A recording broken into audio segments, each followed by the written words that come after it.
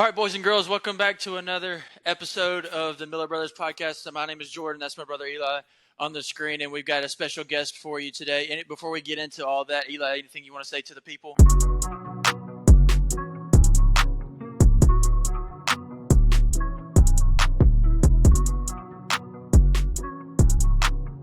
All right, this will be episode 9. We recorded episode 9 last week, but operator error, it didn't go out when it was supposed to go out. That's my bad. I'll take ownership of that one. But you'll notice this week we've got a third person on our screen. That man right there, his name is Scott Goolsby. He will be our guest today. He's the defensive coordinator at Auburn High School.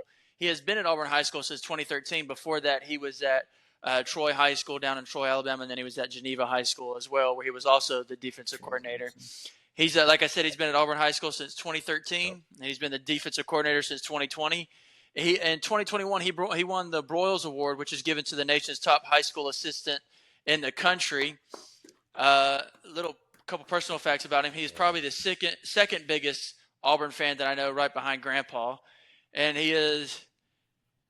Yeah, well, your dad, and y'all. He's one of the top. One of the top for sure.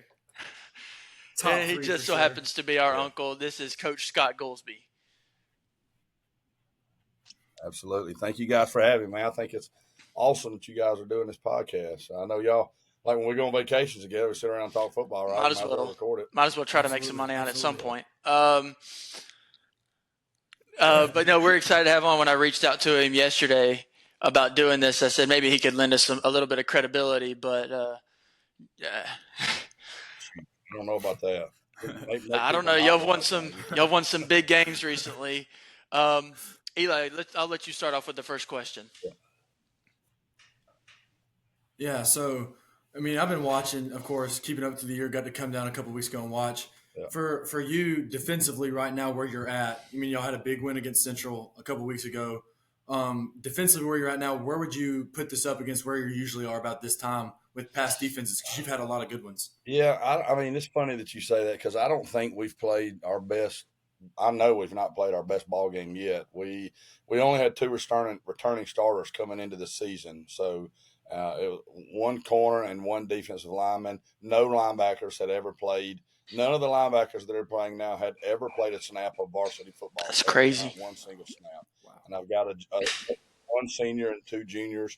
And we're still learning and still growing. I feel like right now, this week, we had a breakthrough on some things that maybe we were kind of struggling with, which I came home really fired up about because sometimes, you don't know why a kid is struggling with something. And I feel like something happened Friday night that made me go, oh, this is what they're struggling with. And boom, we've been able to jump on it and correct it. So I feel like we are primed to play our best football. I feel like it could be, one of the best. I feel like it's probably the best defensive line that I've ever had.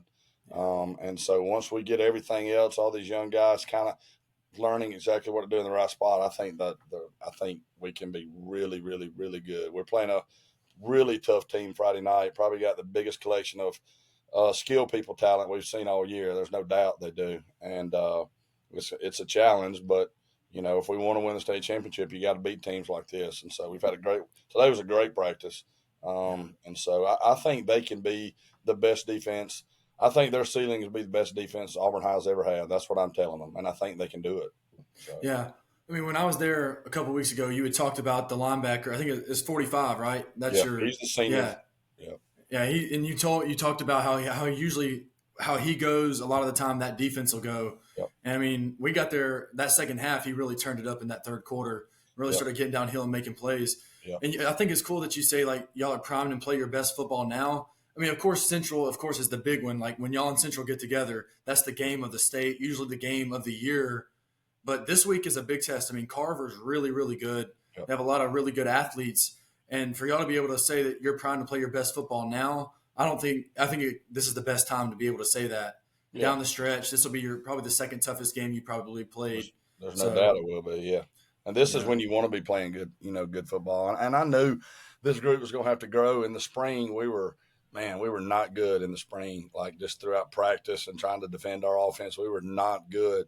But nobody panicked because we knew they're all new and young and they were just having to learn and grow. And they've just done nothing but get better. And, we didn't play great defensively against Central, specifically at linebackers, and it was just the same stuff that we had a breakthrough on Friday night, I feel like. And, so I feel like now we've got that corrected, and that'll solve a lot of run issues that reared their ugly head against Central, But even saying that we didn't play great, they made plays in the second half to keep them out of the end zone when we needed to make them and give the ball back to their offense so they could go score and win the game. So, we did enough. But we just tell them all the time, we got a standard. We just want to play to the standard. And nobody felt like we really did that in that game. And I feel like we're getting ready to do that. And I hope it shows up Friday night. Yeah, and the fact that y'all were able to win that game, and you can say those things of, hey, we didn't hold the standard, but we went on the road at one of the toughest places to play, against one of the toughest teams you'll play, and you got it done. Yeah. My next question would be, you've been at it for a while. 20-plus years you've been coaching 3 different schools, all of them different classifications. I know Charles Henderson's 5A now. I don't know what they were when you were there. Geneva was 3A, I think, when you were there. And now you're at the top of the hill with Auburn High at 7A. So I know like I said, you've been doing it for so long. Like, what's your philosophy as leading a defense, not only leading a defense, but leading a team? Defensive coordinator is not just about defense. You're up in the front of the 100 guys you have on your team or however many. So, what's your philosophy as a whole going into football and life in general? Yeah.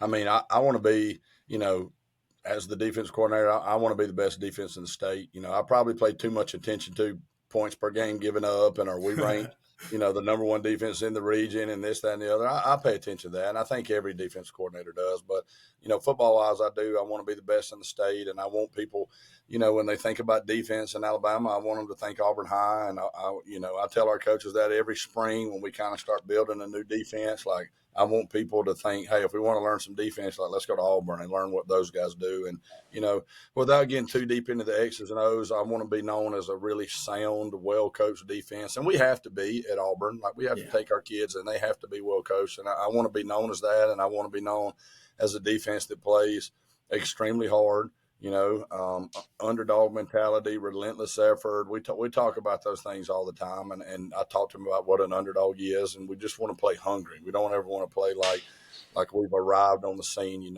So we want to play with relentless effort on the field and all that, and then off the field, I want those guys to know I love them and that I care about them. And I think, I've had people ask me, how do you do that? Well, you just tell them. Like, sometimes you just go up to them and hug their neck and you just tell them. And I think there's a bunch of kids in today's world that struggle with depression and confidence and things like that. And sometimes you just go up to them and I'll just tell them, like, one of my little lines is I go, man, you're a freaking dude. You know that, right? And I'll just walk up to them and just tell them, you just put those messages in their head. But then on the other side, the next breath, you may be chewing them out because they're not playing to your standard or something. But I think if you do it the right way, and you put those positive messages in their head, and you just tell them you love them. Sometimes I'll just send a guy a text message and go, hey, man, you had a great day. I love you, blah, blah, blah.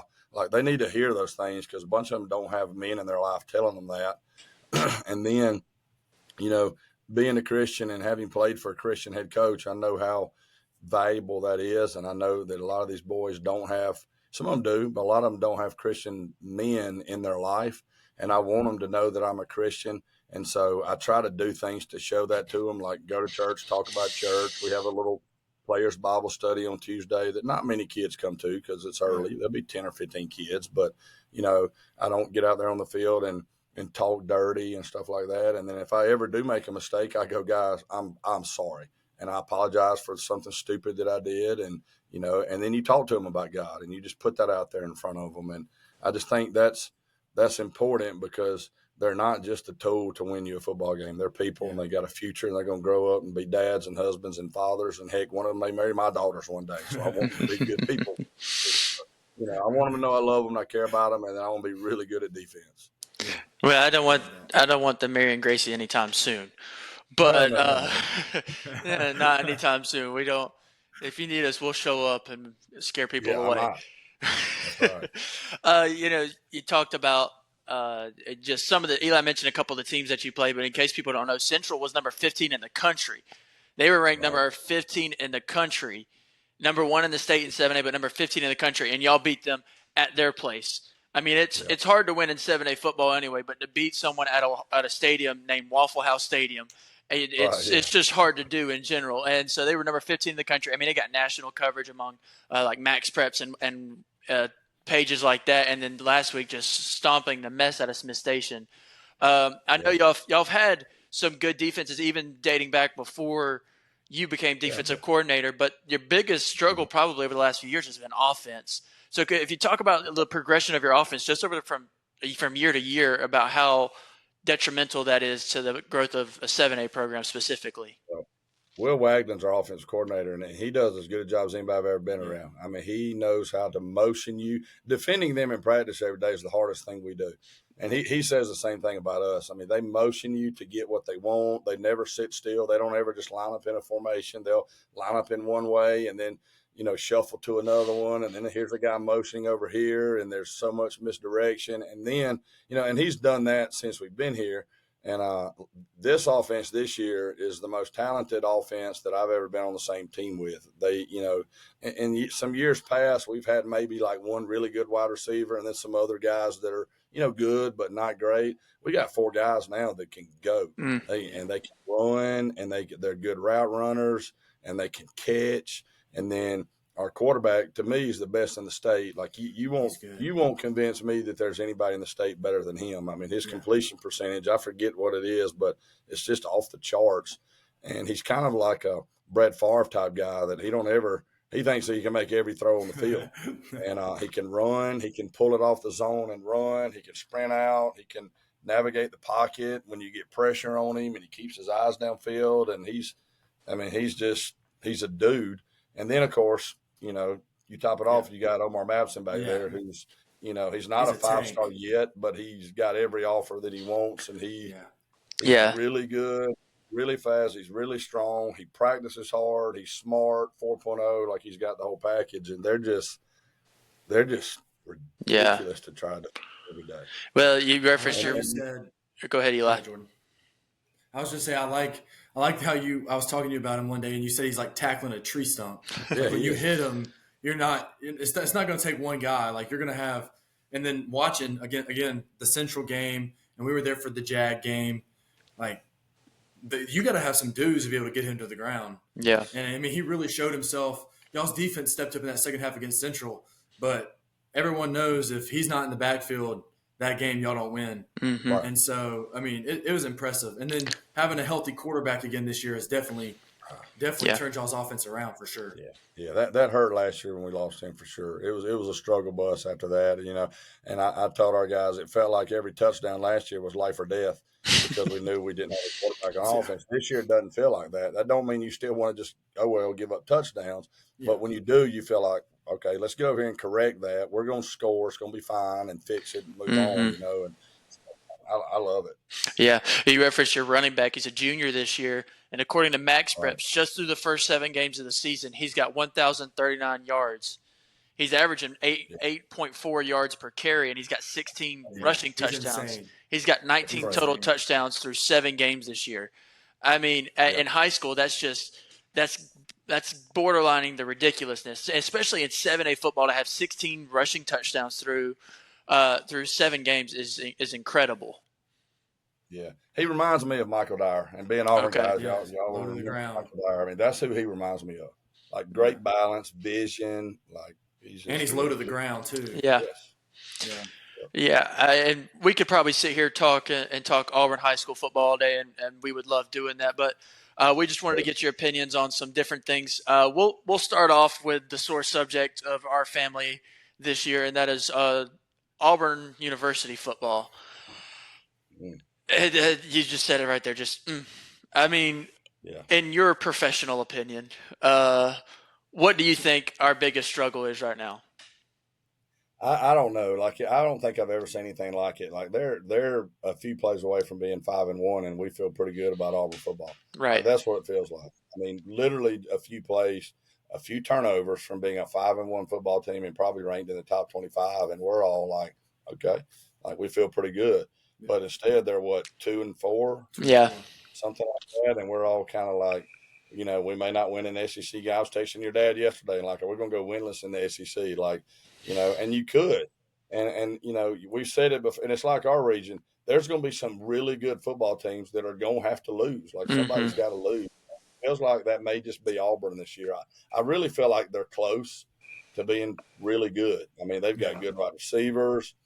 And I don't know what to say about Peyton Thorne. I don't think he's a terrible quarterback, but for some reason he keeps throwing it to the other team. And I don't know the reason why. I don't know if are the coaches making it too hard on him. And the only reason I say that, because I've done that before, like coaches have done that before, is that are there too many reads for him? Is he got to make too many decisions? I don't know the answers to that. But if he would stop doing that, we'd be 5-1, you know? Yeah. And he's not going out there trying to lose games and trying to throw it to the other team, and neither is Hugh Freeze. But there's something there that's making him so indecisive that he's getting rid of it when he's not supposed to get rid of it, or throwing it out of empty when we've got the game wrapped up against Oklahoma. Like, I don't know what that is. And I don't know, again, I don't know, but it just feels like they just don't know how it feels like they're a good team. They just don't know how to finish a game and win the game. Well, it seems to me like they're searching for identity when the identity should be running the football. I mean, you talk about tree stumps. Jarquez Hunter literally squats over 600 pounds. He squats the second most on the football team, and you watch him game after game. He's leading the SEC in rush yards per carry right now because he runs so hard. Now, he's had a little trouble early in the season holding on to the football, but over the last 4 games, I don't think he's turned it over once.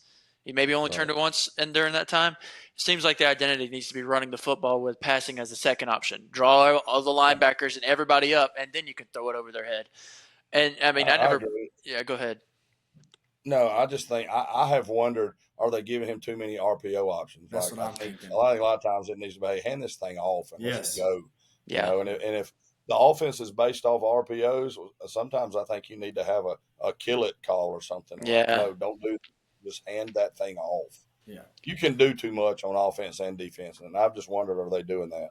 Yeah, see, I'll take it to another level as when you said too many reads or are they putting them in a tough position. I believe that, and Nick Saban talked about this, about putting your players in the positions to succeed. Like he said, we benched Jalen Milroe.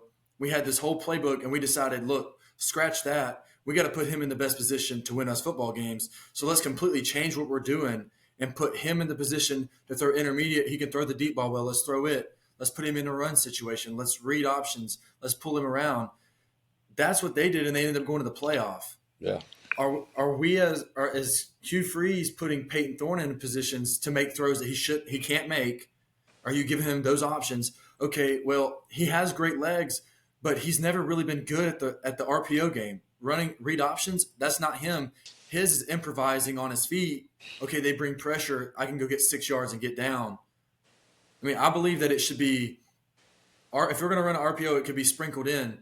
But they got to get the ball to Cam Coleman, and they got to get the ball to KLS in easy situations. Yeah. Little 5-yard routes here and there, and then turn around and hand it to the best back in the SEC.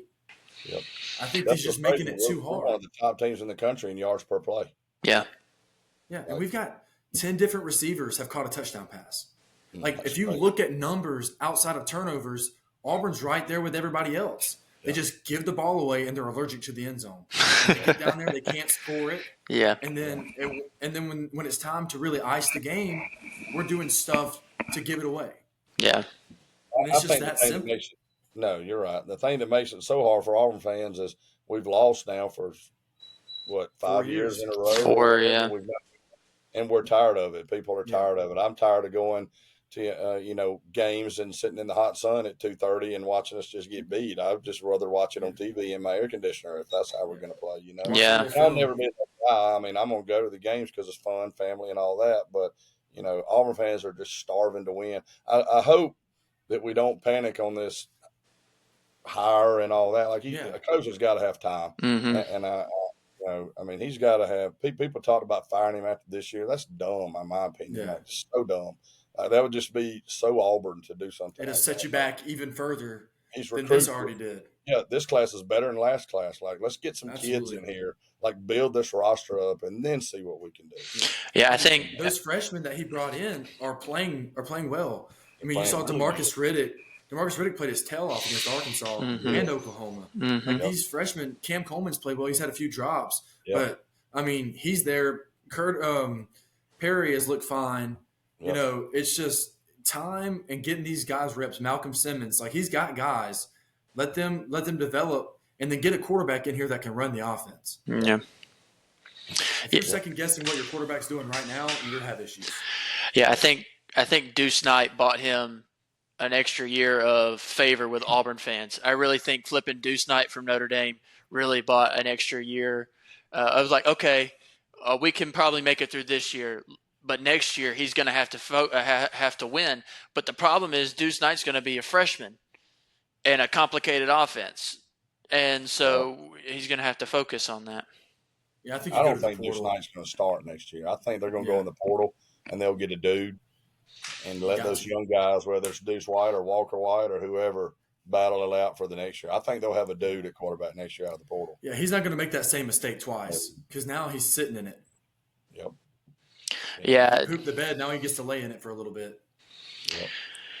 Yeah, and there seems to be all kinds of disagreements. I mean, at the end of the game, of the Georgia game, Hugh Freeze said we didn't. It was literally a dive to Jarquez. We didn't have a checkout. It wasn't RPO or anything. And then he said that Peyton Thorne checked out of it. And then Peyton Thorne said, I didn't check out of it, but you watch the video and Peyton Thorne walks up to the line and it looks like he's checking out of it. So there's clearly the blame game going on between them two. So they've had 2 weeks to figure it out. I hope they have it figured out because Missouri. We're going to Missouri, and Missouri, you don't know which team you're going to get right now. I think our next three games. It's a winnable game. I think our next 3 games are winnable. I genuinely do. I'm calling it now. Yeah, we're going to beat Missouri. I'm calling it right now. Okay. I like the optimism. Yeah. I wish I had it. They looked bad the other day. Yep, I'm calling it right now. Yeah, you got Missouri this week, Kentucky next week, and you don't know which Kentucky team is going to show up. So I really hope we beat Missouri. So. Let's see. All right. So since we got you on here, I know you've been enthralled in coaching and you got a lot of stuff going on, but who's your favorite to win the college football national championship this year? Man, I don't know. Like we talk about it in the coaches' office. We do a pick 'em every week, like 6 or 7 games. And I'm in like middle of the pack, because I don't put a lot of time and effort into it, but I think you probably got to say Texas or Ohio State right now, right? Probably Texas. I think would probably be the favorite, but you never know. It's going to be so interesting. I'm looking forward to the 12-team playoffs because it could literally be anybody that gets in there and gets hot and gets on a roll, But I would right now, I'd probably say Texas is my favorite right now. They look like they're the best team. Yeah, I would agree with that, especially after the Oklahoma game. They looked a little shaky without Quinn Ewers. Quinn Ewers comes back, has a shaky first quarter. He settled in, and they just ran away with it. It wasn't even close. I mean, they mopped the floor with Oklahoma. I think the final score was 34-3, so it wasn't even close. Right. But I'm in agreement with you. At the end of this, Eli, I'm going to run down our mine and Eli's playoff picks because we're officially halfway through the college football season, so we'll see where we're standing. But I think we quit trying to pick games after our second episode in the college football season just because we were both terrible at picking games. Right. And I think I was like 8-9 and Eli was like 7-9 or something like that. So I do that pick 'em on ESPN every week. I'm like 38-31 through this. It's been bad. Well, last week in our pick 'em, I was 6-1. I had a great week. And then this week I tried to make up some ground. I picked Penn State. I picked USC against Penn State, and I thought I had it for a minute. I was like, man, it's going to be huge. But I lost it, and then I lost. I picked Colorado, and I had a rule to never pick Colorado ever, but I broke it this week because I wanted to make up ground, and then so I'll never pick Colorado ever. 2-5 this week, I think. Yeah. I had 1 week. I think it was the second week of the season. There's 10 games. I went 2-8. I was like, I know. I've been watching. I've been keeping up. Like. These teams are going to upset, and then these teams are going to mop the floor, and it completely flip-flopped. Like, I picked West Virginia to beat Penn State, and West Virginia got whacked. Right. Because there was so much excitement. Yeah, I fell for the same hype. Yeah. But that's what makes college football so great is because there's so much parity in there now. I mean, there's some games this weekend that you have no clue what's going to happen. Oh, yeah. So. Well, and so you said you never – You made an agreement with yourself to never pick Colorado. What's your opinion of Deion at Colorado? I don't know. So growing up, I really loved Deion. Like even though he was Florida State and Auburn and Bo Jackson and all that, I loved Deion. I had his shoes when I was in high school. Like he was just so flamboyant and cool and good. Played for the Braves, so I Yeah. always really liked him. But I just don't know. And I thought he would probably do well at Colorado, and he is right now, right? They're doing fine. Yeah, they're but 5-4-2. yeah, he's got Shador and Travis Hunter, who are ridiculous. Yeah, I just wonder what's it going to be like when they leave. Like his approach to recruiting and all that doesn't seem like he doesn't really go visit kids, expects them to come to him. He has that kind of elitist attitude. I don't like that. So I don't like him as much as I did growing up, just because of that elitist kind of attitude. Hey, look at me, which he's always been like that, but Right. for some reason, as a coach, I just don't really like that. Well, Eli and I talked about this a few episodes back, but we talked about how it feels like in football you have to be consistent. Consistency is key to building a dynasty like Nick Saban had built at Alabama. You have to have good continuity with your coordinators. You have to be pretty much the same system everywhere you go. But people are like, well, no, that's not true, because you can look at basketball, and basketball is a completely different sport. You can have a lot of turnover in players and everything. But this is the second year in a row Deion has completely flipped his roster. Could you talk for a moment just how important continuity and consistency is in football? Oh yeah, it's crazy. I mean, like I said, this year we had 2 starters back on defense, and we've been good on defense, but it took time to build it. Right, like it's tough, and this has been about 3 years in a row where we've had to replace a bunch of starters. So I'm looking forward to next year not having to do that. Right, we'll have a bunch of kids back. We'll lose some kids up front, but yeah, just having them in your program and knowing the standard that you expect, and then knowing how you expect them to practice and the habits you expect them to have at practice every day. And then, of course, them knowing you and how you coach them. You know what I'm saying? Like some kids don't take, getting yelled at. Kids take it different, right? And you have to yell on the football field because they're on the field and you're not. Like you have to yell at them. So just them being around you and knowing you as a person and all that kind of stuff. And then, like I was talking about with my linebackers, like it takes time to understand how a kid learns and what he's struggling with and what's in his mind when you communicate something one way, but then he doesn't get it. Like it just takes time. And, the biggest difference in football and basketball, football is so physical, you know what I mean? And it's mental too. So you combine those two together. I just think being around a program for a long period of time helps those kids feel comfortable around you and helps them, just pick up on the standard and what you expect more. Yeah. So that'll be interesting to keep up with. If he does stay at Colorado, I'm thinking he may leave when Shador and Travis Hunter leave and just not coach anymore. Yeah, it's very possible. And I mean, Travis Hunter, great athlete. I think if he hadn't got hurt, he'd won the Heisman. But here's the problem: he got hurt for the second year in a row. I mean, I don't know. I don't know the ins and outs of football like you do, or like a lot of other people do. But it seems to me someone can't be playing 120 snaps a night. Well, I just don't think that you can do that for a long period of time. Like I think it's going to shorten your career. I mean, I know he's built different, all that, and people like to say that, and he is, that he can do all that. But how long can you do that? Eventually, the body's going to wear down. It happened to Tiger Woods. So that's kind of what I was thinking with him. It's impressive what he's doing, but how long can he do it? Is he going to be a flash in the pan? I don't think he can go to the NFL and do that. I mean, it's a completely different game.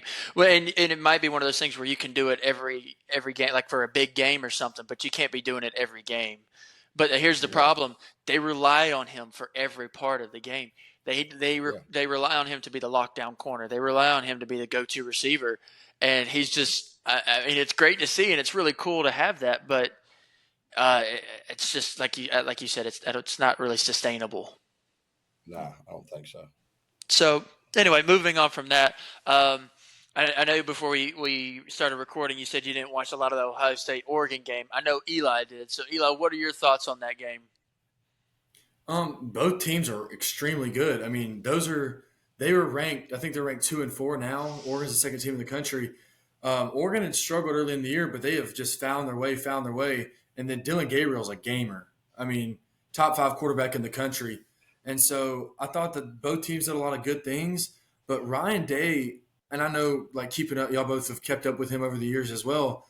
It feels like he does this every year. Like when a big game comes or a big moment, he just loses his mind. Clock management wasn't good, but he's done that for years. Just different stuff. And then the ending of the game, they were in field goal range. I mean, a little 4 or 5 yard pass or maybe a run gets you 2 seconds left. You call timeout, kick the field goal. And we've got guys running 10 and 15-yard routes down the field, and the quarterback runs the clock out. Takes off running and gets down, and the game's over. Yeah. And it just seems like that kind of stuff happens to them every year. It's like situational awareness. They don't have it on a Ryan Day coach team. Now I think they're gonna win out. I still think they'll make the playoff, but how many more times can he get in the big moment in these close games? I mean, his teams play well, and then at the end of the game, they just quit. It's like they just stop. Yeah. So it was a really good football game. And the Dan Lanning's team, they take on, you take on the traits of your coach, and they just toughed it out. Yep. They just were a better team. They were the tougher team, more physical. And that comes from that, coaching at Georgia and that defensive mind. I mean, you know all about that. Just physicality and awareness and just straight up, we're going to hit you in the mouth. What are you going to do about it? And they just did it enough. Yeah. Me too. He's one of my favorite coaches. I think he's a superstar in coaching. Yes, absolutely. You think he'll replace Kalen DeBoer when Kalen DeBoer inevitably gets the Don Shula treatment in 2 years? I hope not. I would love it. I would love for him to come to Auburn one day if that situation ever happened. I would take him in an absolute heartbeat. Yeah. I think I would take him over any other coach in the country. Yeah. I just love his mindset. I love the way he approaches it. And then I just love the way his teams play football. Both sides of the ball, we're going to hit you in the mouth for 60 minutes, and you're just going to have to do something about it, or we're going to beat you. Yeah. I think he's a good dude too. I think he's a genuine person. Cares about his kid. Yeah, I became a big fan of his with how he handled the lead up to the Colorado game last year when it was in Oregon. That's when I became a big fan of his. We'll talk about the other team from across the state right now, but Alabama versus Tennessee, that's a big rivalry game coming up this weekend. They're both 5-1. They're both in the top 12 right now. If the season were to end right now, they'd make it. But they're both kind of struggling right now. Alabama lost 2 weeks ago to Vanderbilt, and we'll talk about Vanderbilt here in just a second. Awesome to see, by the way. It was worth Auburn having a bad season, to be honest with you, because we kind of knew what to expect. It made the Georgia loss a little easier. I'll put it that way. And then Tennessee losing to Arkansas. I don't think that made Arkansas look pretty good. I think it was a freshman quarterback showing up. I really think that's what it came down to. But I've deemed this game personally, I want to take credit for it. I've deemed this the battle of the struggle bus. Alabama has lost their identity right now. I think they're trying to search. They don't have a defense for the first time since 2000. When did Nick Saban take over? 2008, 2007. They haven't had a good, consistent defense. And I saw someone say this week they've become a Pac-12 team, which they hired a Pac-12 coach. Yeah, so right. I saw someone on Twitter. It was an Auburn page, of course, but they were calling Kalen DeBoer Husky Harsin. Yeah. I think I saw that. Husky Harsin, and I mean he's got all the talent in the world. Even on defense, they're struggling. Alabama is struggling right now for a defensive identity. Vanderbilt exposed everything they have going wrong right there. So if you watched any of the game, what did you see? Yeah, I watched it. I mean, I just saw Vanderbilt take it to them. They just absolutely played. They played with an underdog mentality. Like they went in there and had no doubt that they could win the game, and Alabama couldn't adjust to what they were doing on offense. And I didn't get to see it all, but I watched a good bit of it, and that was what I thought. And sometimes I wondered, Alabama. First of all, I would have never taken that job. You don't ever want to be the guy that follows the legend. You want to be the guy that follows the guy that follows the legend. Mm-hmm. Which you go, all right, that says a lot about Kalen DeBoer and his confidence in himself that he would even take that job. But part of it I see is this: their scheme, their scheme is different than what Saban ran, and those kids are used to running what Saban ran.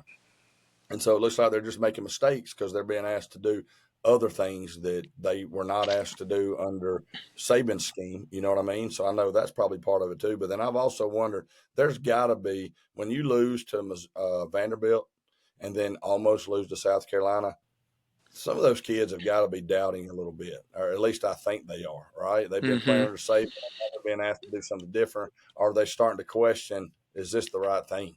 Or should we go back and do what we did? We never lost to Vanderbilt, blah, blah, blah. You know, that's the kind of stuff that I kind of thought in my mind. And then, you know, people giving DeBoer, you know, trouble for the shirts he wears, which is hilarious to me. But I did. When I watched that game, I pointed it out to my wife. I was like, what has he got on? It looks like he got his shirt and, you know, went to, you know, the drugstore and picked up an Alabama shirt off the shelf. It's like most Alabama fans. Like, just put a pullover on or something, dude. Like, it just looked bad. Yeah. And then, of course, they lost, and that made it worse. But, you know, personally, I hope they are doubting.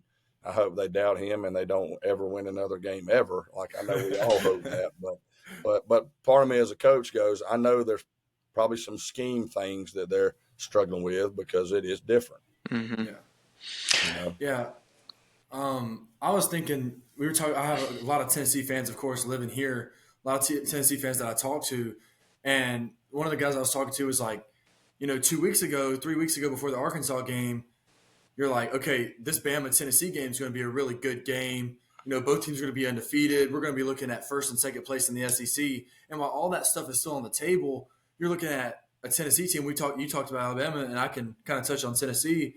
Their offensive line is awful. Mm-hmm. They're terrible. So they can't run the football. You got a freshman quarterback back there that now you have to rely on completing a bunch of passes and running your offense because you have one thing and one thing only, and it's throw the football. Mm-hmm. So you're trying to hand it off on first and second down.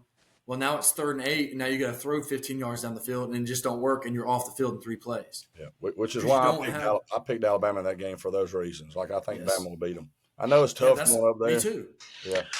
Well, I mean, it's tough. I mean, we can just pivot to Tennessee a little bit, but Tennessee, I don't know what happened. They went down to Oklahoma, and they looked like the complete team. They only scored 25 points, but it felt like they could have hung 40 on Oklahoma, but they were playing good, conservative football. They were playing good football, and then they go into a bye week. Coming out of the bye week, they lose to Arkansas at Arkansas, and they only scored 14 points. And it was like, okay, how do you go into a bye week with all this momentum and then come out flat and lose to Arkansas? And then they struggled against Florida last week. Florida hasn't looked good all year. Florida hasn't looked good against anybody. And then they go to Tennessee and take at Tennessee, and they take them to overtime. So Tennessee, I don't know what happened there, but I just don't. Yeah. It's the tale of 3 weeks, I guess. And I don't know that if y'all watched the Arkansas game when Tennessee lost, but Travis Williams' defense was unreal. Yeah. What they did, and then to start the second half, you could see Heupel made those adjustments, and then Travis hit them right back. They scored those 2 touchdowns, and he flipped the switch again and went right back at them. I mean, it was – for him as a young – I said he's not a young guy, but a young coordinator because he's not – this is the biggest job he's had. I mean, he put on a masterclass against a really great offensive mind. And then last week, they're just reeling from a bad look. And then Arkansas kind of gave the recipe for Florida to use. And that's why I think Bama's going to win as well, because Bama's offense is better than Arkansas's and Florida's. Right. And their defense, if they hold Tennessee to 14 points, they'll win. Their offense isn't an issue. They turned it over a couple of times last week. But Bama has enough on offense and have an elite quarterback. And I think that's why they're going to go win in Neyland, because a linebacker from Tennessee just tore his ACL and they can't score points. Right. Yeah. Now the environment up there is, if I were not an Auburn fan, Tennessee would be my team. Like, I love Tennessee, just the state, and then Rocky Top, and that stadium it's beautiful, and then it gets crazy at night. Like, so I know those fans are going to be rowdy and it's going to be tough, but those kids for Bama, they're used to that. I mean, our head coach is a big Tennessee fan, and he went to the Florida game this weekend. He was sending me videos. I mean, they got the stadium checkerboarded out. They got Rocky Top in the background, 106,000 people. I mean, unreal. I want to go to a game. It doesn't fit the schedule right now, but that is definitely one of the places I want to go, especially a night game. Yeah. It's unreal. Yep. So, Yeah, if you could afford it, this would be the game to go to. But Absolutely. nobody can afford this. Um, yeah, it's going to be an interesting game. I could either see it be a low scoring game or a high scoring game. Is Tennessee's quarterback? He's a running quarterback, right? He gets around, yeah. Okay, that's what has been exposed to Alabama this year. I'm not going to lie to you. This is a typical Alabama defense right now. Since probably 2010, they struggle against a running quarterback. I think it got exposed. Nick Saban. That's Nick Saban's Achilles heel. Was started with Cam Newton, and we saw it again with Nick Marshall, Johnny Manziel, people like that.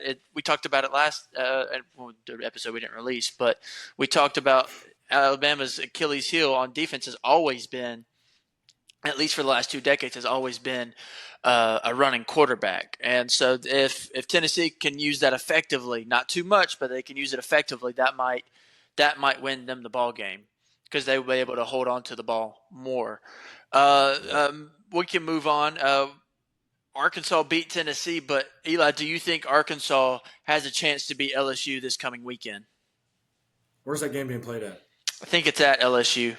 I'll double check. No. And I don't know if Taylor Green's even back. If they're going to have to go with that backup quarterback again, I mean, we saw him for a drive at the Auburn game, Uncle Scott. I mean, they put Taylor Green on the sideline, and that kid didn't know what he's doing. Right. I mean, they immediately took him out. It was a quick 3-and-out. We got after him.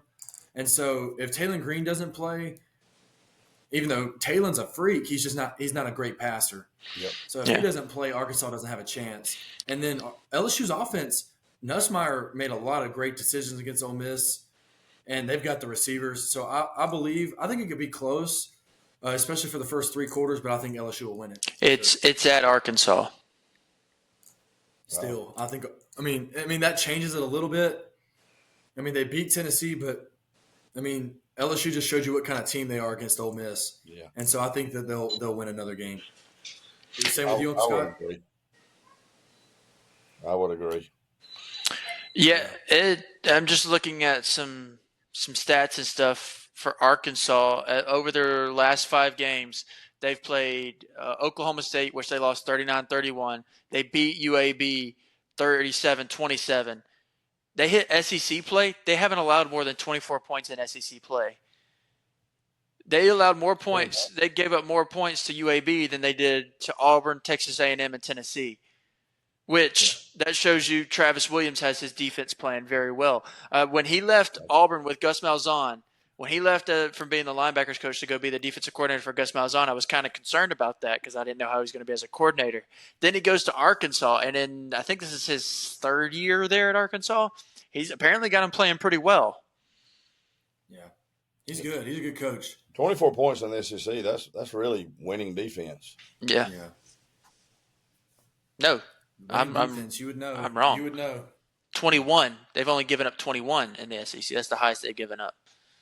Because they beat Auburn 24-14. They lost 21-17, and they beat Tennessee 19-14. And so we referenced them a minute ago, but Ole Miss has turned out not to be the team we thought they were going to be.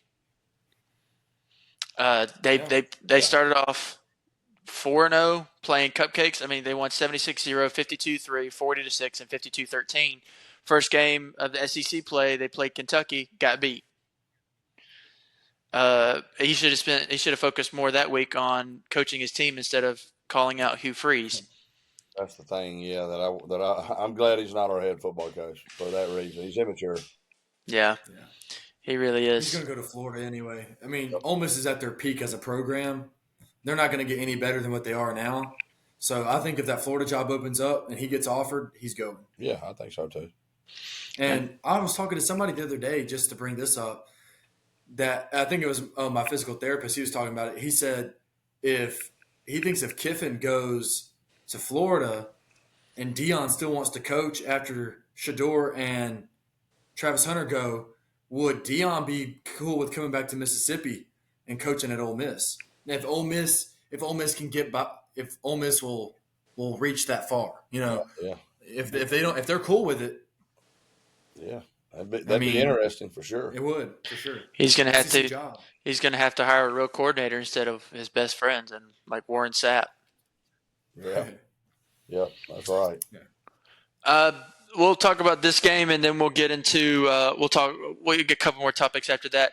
Biggest game of the weekend: Georgia versus Texas. Texas #1, Georgia's #5. How do you see this game going, Uncle Scott?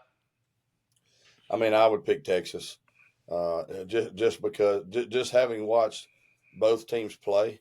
You know, Georgia. I still don't know about them on offense. You know what I mean? Like when I watch, I know they exploded in the second half against Alabama. Was that Alabama's defense or Georgia's offense? I don't know, but you know, being a defensive coach, I hate to say this, but we live in an offensive world. You know, when you say 24 Absolutely. points is good, you know, that tells you we live in an offensive world. That's very true. So Texas has got it looks to be an electric offense, and you know if they lose their starting quarterback, oh well, they just put a Manning in there to play. So you know, to me, it looks like they would.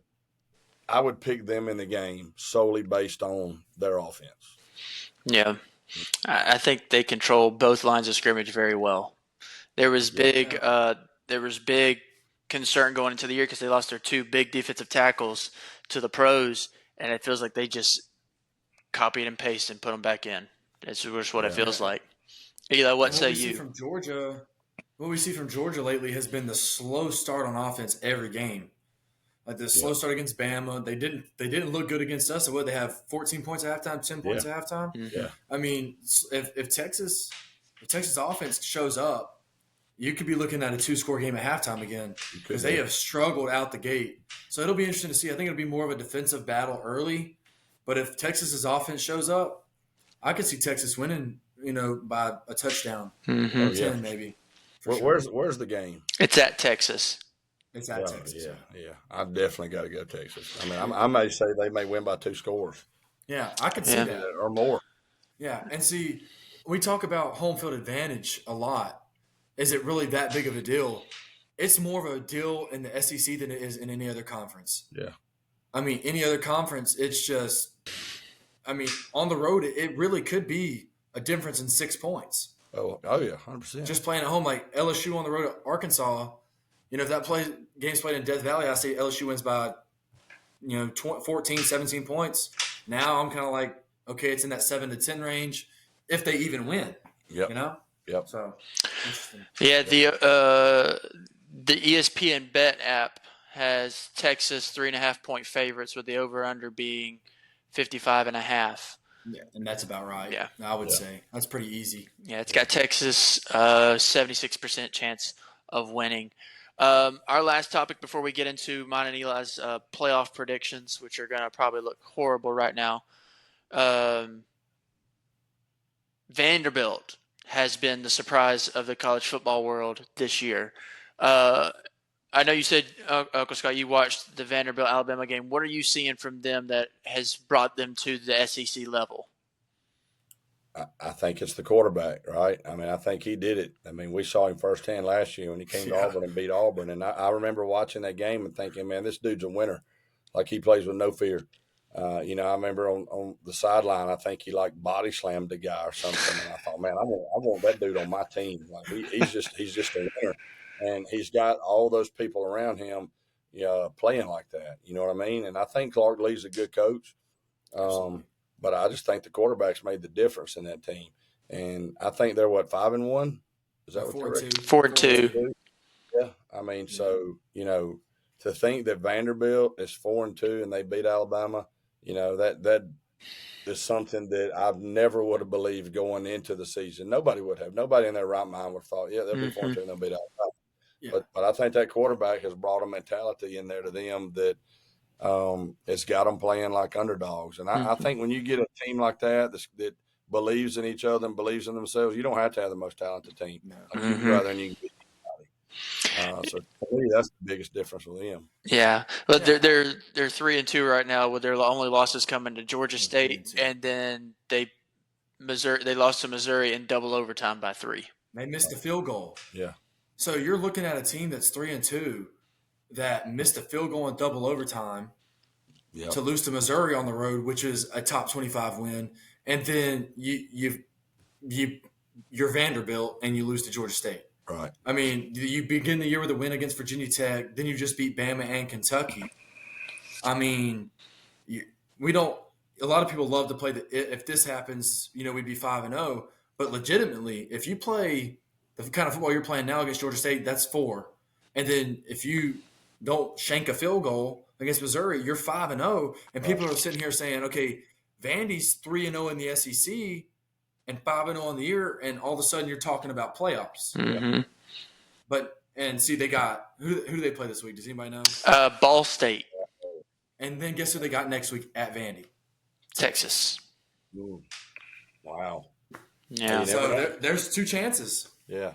I remember when they beat Virginia Tech, people are like, well, Virginia Tech's not the same Virginia Tech. It's still Virginia Tech, and they're still Vandy. Yeah. And those are teams that you lose to every year. Mm-hmm. Yeah, absolutely. Yeah, let's see. Virginia Tech. It's a lot of fun to watch.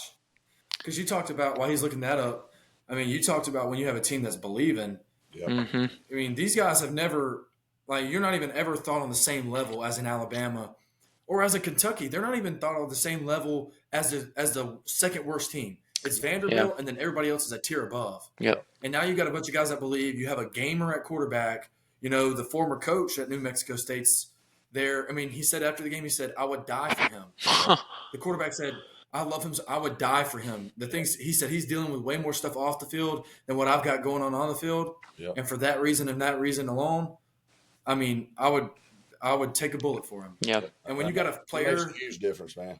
Yeah, as a coach, when you have players that play for you that feel that way, it makes you want to coach harder. Absolutely. I'm sure you would say the same. Yep, 100%. I'm going to throw this out here just for pure wishing. I'm going to put this upset alert out there. Georgia Tech hosts Notre Dame this week. Georgia Tech is 5-2, and Notre Dame is 5-1. It's at Georgia Tech. I'm praying and I'm hoping for an upset. I hope Notre Dame loses to Georgia Tech just because I don't like Notre Dame. That's a sneaky good game. Yeah. What time is that game? 3:30 on ESPN. Okay. That'll be the same time as the Bama game. Might be a better game. Notre Dame's 8.5-point favorites. All right, now to make me and Eli feel bad about our college football knowledge, we are officially halfway through the college football season. Now let's take a look at our playoff predictions. So we'll start with Eli first. Number 1, he had Georgia. Okay. Number 2, he had Florida State. Whoa. Yeah. That's a good pick, though. Absolutely cooked. At the beginning of the season, it was like, oh, Florida State might be good, and Florida State has turned into transfer portal. That's the transfer portal. Yeah, it didn't work out. Quarterback. I don't have a quarterback. Yeah. Saban said it. He said, all of these guys were in the portal for a reason. That's right. Yeah. And they've showed it. Yeah. Nick Saban's had a lot of good quotes since he retired from football. Really. At number 3, Ohio State. That's possible. Yeah. And then number 4, you had Utah. So those are your top 4. Those are the guys who get the automatic buys. Yeah, because I thought they were going to win the Big 12. They're not anymore. Yeah. Cam Rising's hurt, isn't he? Yeah. They said he's up for his 8th year of eligibility. I saw that. 8 years of eligibility. It's time for me to get on my soapbox. I should get one of these every week. How in the world is someone able to have 8 years of eligibility? That dude probably has a mortgage and 2 kids by now. I mean, he's older than I am, and he's got 8 years of college football eligibility. That's stupid. Hey, burn him if you got him. That's right. We got to do something about that, though. Go get him, I guess. Number 5, Texas. Number 6, Oregon. Number 7, Alabama. Number 8, Ole Miss. Number 9, Miami. Number 10, Clemson. Number 11, Missouri.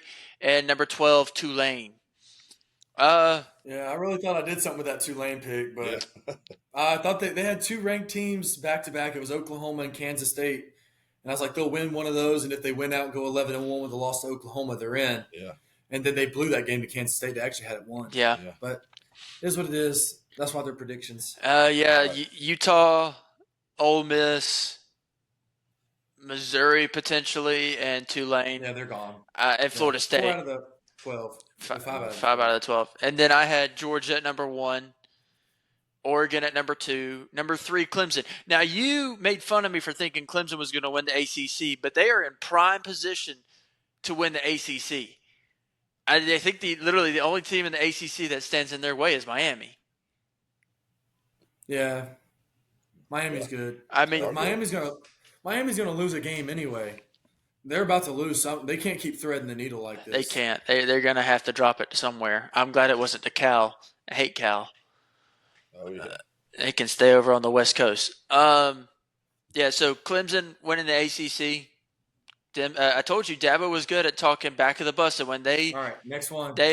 were talking. Wait, no, we're not going over this. Clemson's going to win the ACC because Dabo is good about back of the bus mentality, underdog mentality, and when they dropped to Georgia, he said nobody believes in you. Definitely nobody believes in you now. And here they are. They've won 4 or 5 in a row. Pretty good. Go back to what Uncle Scott has said. Quarterback. Their quarterback's playing well. Yep. It's all about the quarterback these days, it feels like. It is, 100%. And then number 4, I had Utah as well. That's a bust. Number 5, Texas. Might as well just switch Texas and Georgia right now. I fell for this myself. I had number 6, Florida State. That one hits me right in the heart. I let my emotions get the best of me, and I would like to formally apologize to everybody. Number 7, Miami. I think that's a solid pick. Here's where I went off the book, and I shouldn't have. I picked for my 8th spot NC State. I thought NC State was going to be better, but Grayson McCall got hurt for like 2 or 3 games. Yeah. And they weren't good with him at quarterback anyway. Oh, be quiet. Number 9, Ole Miss. Just saying. Number 9, Ole Miss. I had LSU in there at number 10, and then I let you talk me into picking Missouri, and then number 12, Memphis. Memphis has a shot, but I think it's going to be Boise State out of the group of 5. Yeah, hey, running back. That running back's insane. What do you think about him? He's an absolute dude. I mean, he's ridiculous, and I don't get to watch a lot of Boise State, but I've seen all his clips on Twitter and all that kind of stuff, and he's a dude, man. He looks like he's a rare find at running back for sure. And people talk about the conference that he's in. I mean, he may not be as dominant in the SEC, but he would still be the best running back. I mean, no doubt about it. He's the best running back in the country. He's the best player in the country. He's the favorite to win the Heisman right now. He's 5'9", 215. He's got 126 carries for 1,248 yards and 17 touchdowns. He is literally averaging 9.9 yards a carry in 2024. Revert back to Auburn. How big is Omar Mapson? I knew you were going. He's about that. Yeah, that's what I was thinking. He's about that. According to his Max Preps page, it is 5'9", 210. Yeah, right there. Yeah. And he runs the ball a lot like him, too. He does. Yep. That's a good comparison. I like that. Hey, last thing, and we'll sign off here in a minute. Have you seen what Alvin Henderson is doing down at Elba? I have. Yep. Yeah. That kid is ridiculous. I'm going to try and pull up his stats real quick just to talk about how ridiculous he's being right now. I guess it's different. I mean, of course, it's kind of different levels. All of it's dominance is dominance, no matter what you play. But it's kind of tougher to talk about him, like how he would do at Auburn with the defense that he's playing against right now. Because, I mean, Elba's 1A, I think. Yeah.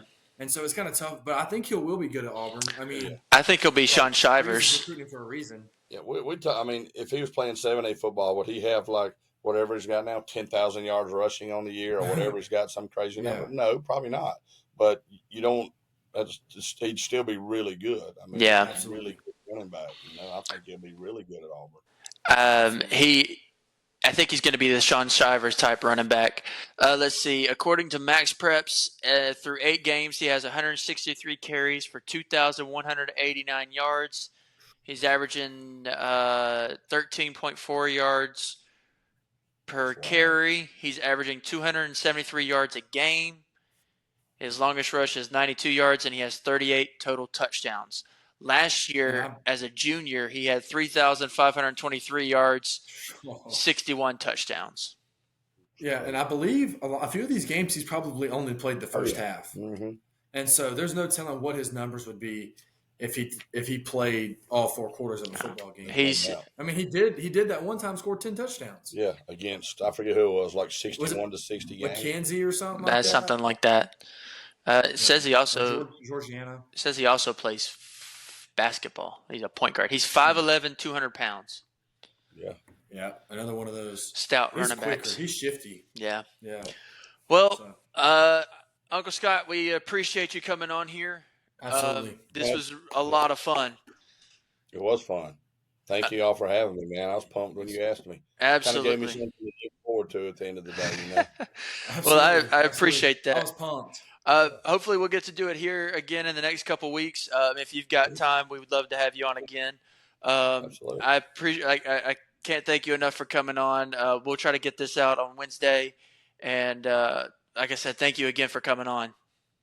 Yeah, I hope to see we can add state champion to that record this year. We've never won definitely in are in a good history, spot. Right? Yep, never won in school history. So we're hoping. We got ranked nationally, I think, last week for the first time in school history. So we're hoping to. What are we looking at? What's that number? Do you know? I think it's 26. Yeah. So, we're trying to make history this year. So we'll see. Yeah. Y'all got the team to do it. They're really, really good. I think so. Absolutely. Well, thank you all for watching. Please remember to like, subscribe, share it with everybody.